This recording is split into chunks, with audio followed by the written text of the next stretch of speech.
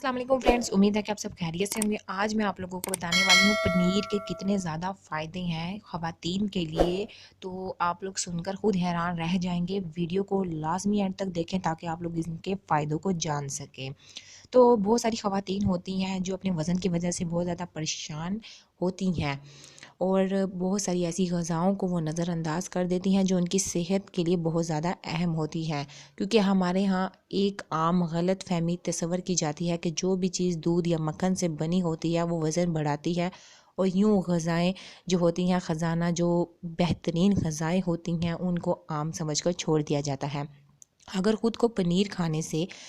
روکتی ہیں کہ آپ موٹی ہو جائیں گی یا آپ کا پیٹ زیادہ نکل جائے گا، تو آج ہم آپ کے لیے ایسی معلومات لائے ہیں جس کو جاننے کے بعد آپ پنیر کھاتے ہوئے گھبرائیں گی نہیں، کیونکہ ہر چیز کو کھانے کا ایک طریقہ ہوتا ہے اور زیادہ تعداد میں کچھ بھی کھانا آپ کے لیے نقصان دہ ہے۔ پنیر کے جو فائدے ہیں زبردست، ان میں سے جو پہلا فائدہ ہے، پنیر کو اگر ناشتے میں آپ استعمال کریں اور ساتھ میں گرین ٹی کا 1 کپ لے لیں تو یہ کبھی آپ کا وزن نہیں بڑھائے گی بلکہ ہاضمے کے مسائل کو بھی کم کرنے میں مدد کرے گی۔ نمبر 2، پنیر کو روٹی کے ساتھ کھانا خواتین کے لیے ضروری ہے، کیونکہ اس طرح ان کی ہڈیاں مضبوط ہوتی ہیں اور یہ آسٹریوپروسس جیسے مسائل سے بچاتی ہے۔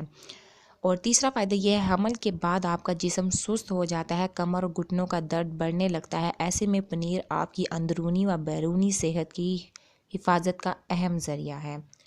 نمبر 5، دانتوں کے درد میں بھی پنیر آپ کی مدد کرتی ہے۔ اکثر دوران حمل بھی آپ کو دانتوں کی تکلیف پریشان کرتی ہے، تو پنیر کا روزانہ تھوڑا تھوڑا استعمال کیجیے۔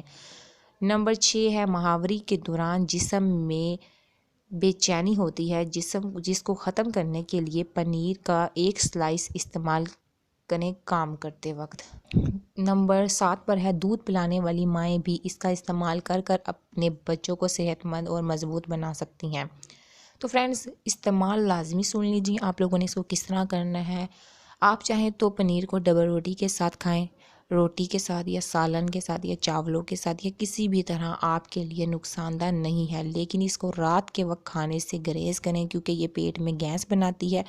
اور اس کے لیے آپ کو مستقل چلنا پڑنا لازمی ہے تاکہ معدے کو سکون ملتا رہے۔